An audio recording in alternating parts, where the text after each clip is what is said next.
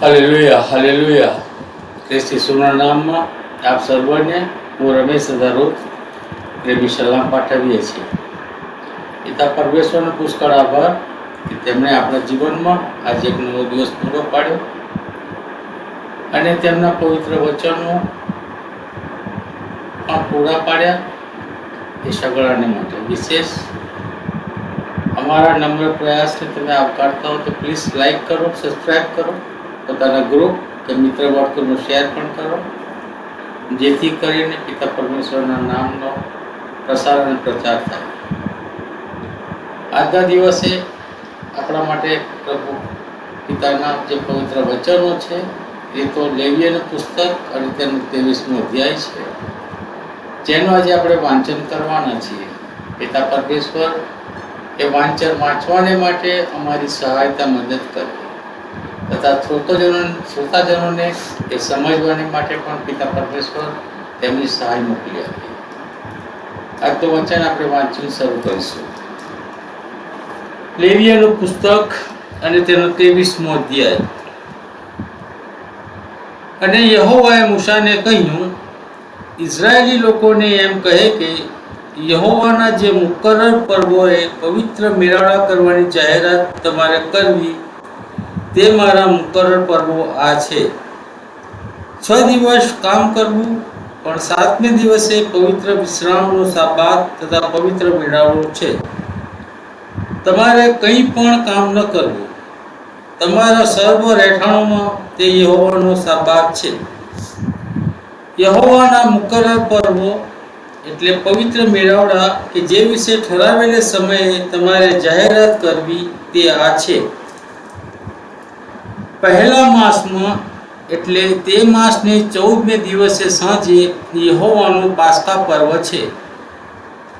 અને એ જ માસને 15મા દિવસે યહોવાનું 2 ખમીર રોટલીનું પર્વ છે. તમારે 7 દિવસ 2 ખમીર રોટલી ખાવી.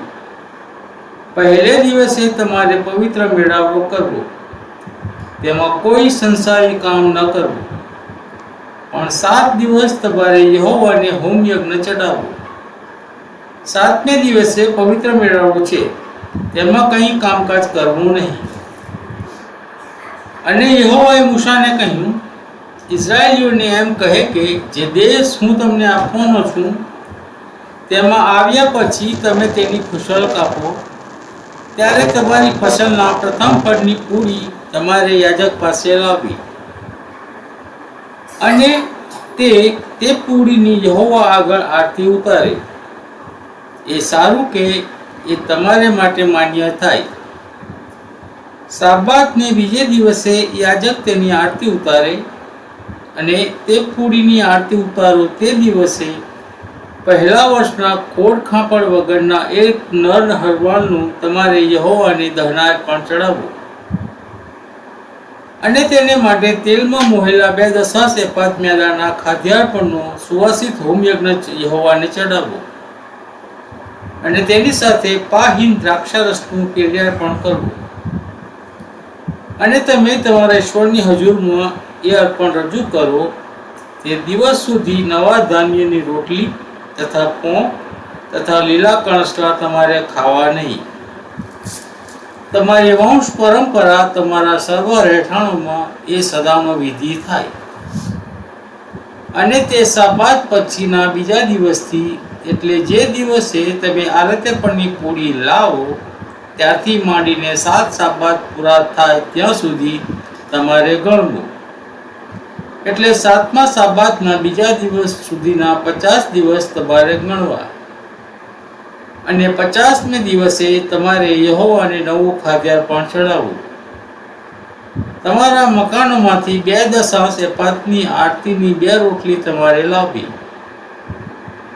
તેઓ યહોવાને માટે પ્રથમ ફળના અર્પણને માટે મેદાની તથા ખમીર સહિત પકાવેલી હોય.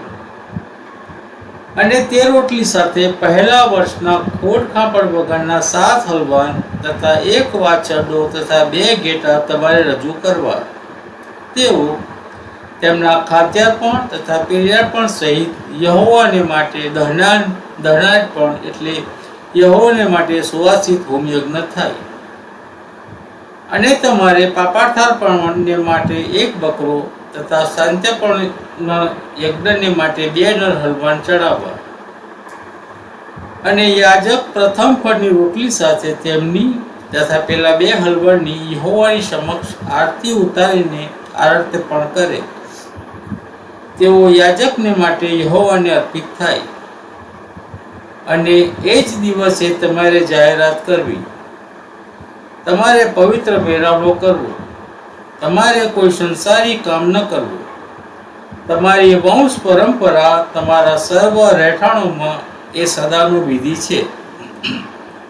અને જ્યારે તમે તમારી જમીનની ફસલ કાપો ત્યારે તારા ખેતરના ખૂણા પૂરેપૂરા કાપી ન લેવા, તેમજ તારી કાપડીનો મૂળ વીણી ન લે. ગરીબને માટે તથા વટે માર્ગોને માટે તે રહેવા દે. હું યહોવા તમારો ઈશ્વર છું. અને યહોવાએ મૂસાને કહ્યું, ઇસ્રાયેલ લોકોને એમ કહે કે 7મા માસમાં તે માસને પહેલે દિવસે તમારે પવિત્ર વિશ્રામ, રણસિંહ સાદની યાદગીરી તથા પવિત્ર મેળાવડો કરવો. તમારે કોઈ સંસારી કામ કરવું નહીં. અને તમારે યહોવાને હોમ યજ્ઞ ચડાવવો. અને યહોવાએ મૂસાને કહ્યું, પરંતુ આ 7મા માસનો 10મો દિવસ પ્રાયશ્ચિતનો દિવસ છે. એ દિવસે તમારે પવિત્ર મેળાવડો કરવો ને તમારે આત્મકષ્ટ કરવું. અને તમારે યહોવાને હોમ યજ્ઞ ચડાવવો. અને તે દિવસે તમે કંઈ પણ સંસારી કામ ન કરો, કેમ કે યહોવા તમારા ઈશ્વરની સમક્ષ તમારે માટે પ્રાયશ્ચિત કરવાની તે પ્રાયશ્ચિતનો દિવસ છે. કેમ કે જે જન તે દિવસે આત્મકષ્ટ નહીં કરે તે પોતાના લોકો મધ્યથી અલગ કરાશે. અને જે જન તે દિવસે કોઈ જાતનું કામ કરશે તેનો હું તેના લોકો મધ્યથી નાશ કરીશ. તમે કોઈ પ્રકારનું કામ કરશો નહીં. તમારા સર્વ રહેઠાણોમાં વંશ પરંપરા એ તમારે માટે સદાનો વિધિ થાય. તે તમારે માટે પવિત્ર વિશ્રામનો સાબાત થાય ને તમારે આત્મકષ્ટ કરવું. એ માસને 9મે દિવસે સાંજથી તે બીજી સાંજ સુધી તમારે તમારો સાબાત પાળવો. ને યહોવાએ મૂસાને કહ્યું, ઇસ્રાયેલી લોકોને એમ કહે કે એ 7મા માસને 15મે દિવસે યહોવાને માટે 7 દિવસ સુધી માંડવા પર્વ છે. પહેલે દિવસે પવિત્ર મેળાવડો થાય. તમે કોઈ સંસારી કામ કરશો નહીં.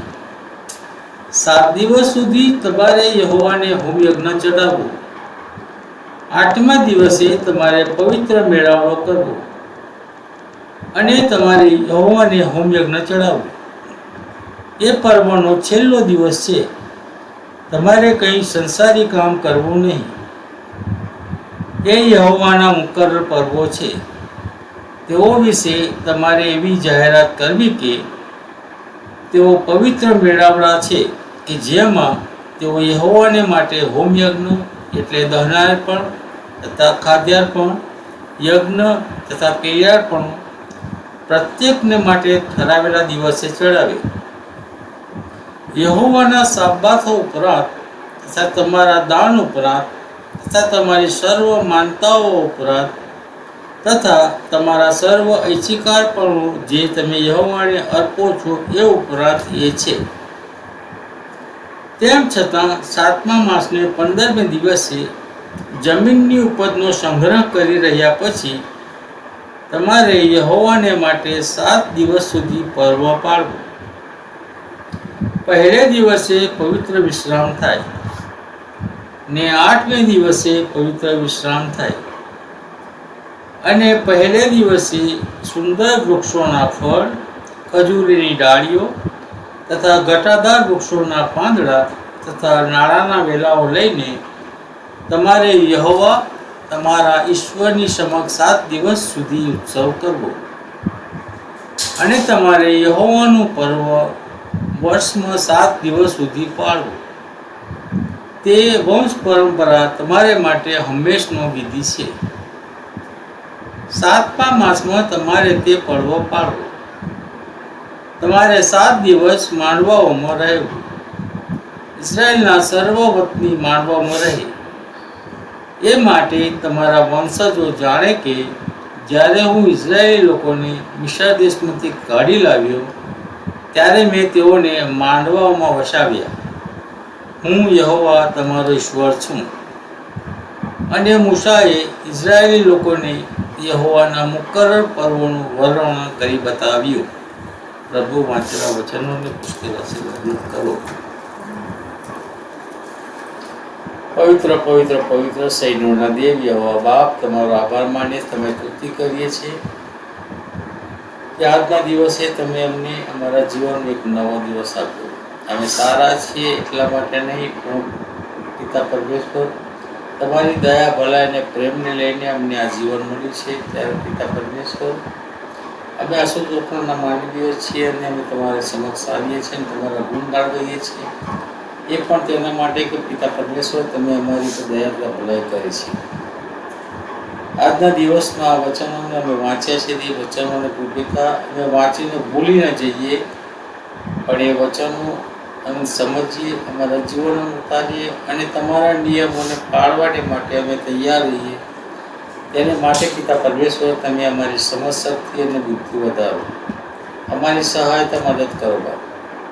શૈતાનિક બાબતોથી તમે અમારું રક્ષણ કરો પિતા પરમેશ્વર. અમે ઇન્ડિયામાં આવ્યા છીએ અને ઇન્ડિયાના વાતાવરણને અનુકૂળ થઈ રહ્યા છીએ, તેને માટે પણ અમે તમારી સહાયતા મદદ માગી રહી છીએ. અમારી તંદુરસ્તી તમે જાળવી રાખી છે, તેને માટે પણ અમે તમારો આભાર ઉપકાર માની છે. વિશેષ માંગતા પિતા, જે કોઈ ભાઈ બહેન બીમાર હોય તેને તમારા ગાય તંદુરસ્ત હાથના સ્પર્શ વડે સ્પર્શ કરો અને તેઓને સાજા પણ મળે તેવી કૃપા અમે તમારી પાસે માંગી લઈએ છીએ.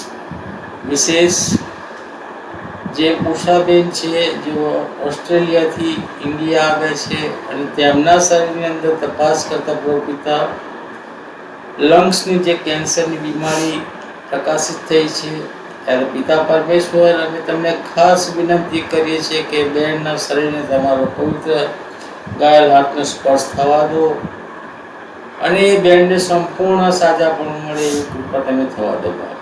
એમના કુટુંબની પર તમારી આશીષથી વરસાદ થવા દો.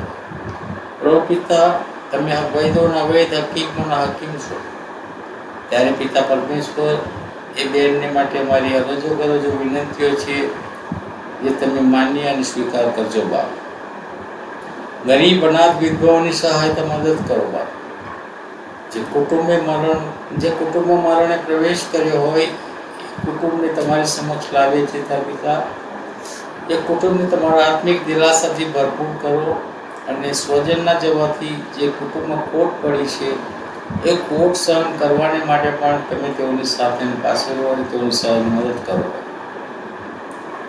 વિશેષ અમારા દેશ અમેરિકાની અંદર તમારી આશીષની વરસાદ થવાનો, તેના રાજનેતાઓની પર તમારી કૃપા દયા ભલાઈ પ્રેમને તમારી સમજનો આત્મા આવવા દો.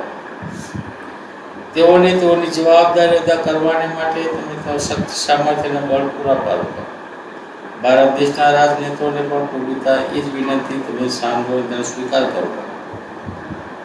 પ્રભુ પિતા, કોઈ એક આત્મા તમારી કામ કરે અને સ્વર્ગમાં હજારો લાખો લોકો હાલેલુયા હાલેલુયા હાલેલુયા પુકારો કરે અને તમને માનને મહિમા વડે એવું તમે થો, કેમ કે માન અને મહિમાને યોગ્ય તમે એકલા જ દેવ છો. ત્યારે પ્રભુ પિતા, અમારી આ સગડી અરજો ગરજો અમે તમારી સમક્ષ લાવીએ છીએ. અમારી શારીરિક તંદુરસ્તી બક્ષો બાપ. અમારી સહાયતા મદદ કરો, અમારા વાલાઓની સહાયતા મદદ કરો બાપ. હવે પછી અમે વિખુટા પડીએ ત્યારે પ્રભુ પિતા તમે અમને સાચવો સંભાળો, તમારામાં દોરો ચલાવો અને વાપરો બાપ. અમારી આ સગડી અરજો ગરજો વિનંતીઓ અમારા પુત્ર અમારા પ્રભુ ઈસુ મસીહ જે કાળવાઈના પહાડ પર વિંધાયા, ક્રૂસે જડાયા, ડટાયા, ત્રીજે દિવસે પુનરુત્થાન પામ્યા, તેમના મીઠા અને પ્યારા નામમાં તમારી સમક્ષ લાવીએ છીએ. સાંભળીને તેને માન્ય કરજો પિતા. આમીન આમીન આમીન. God bless you.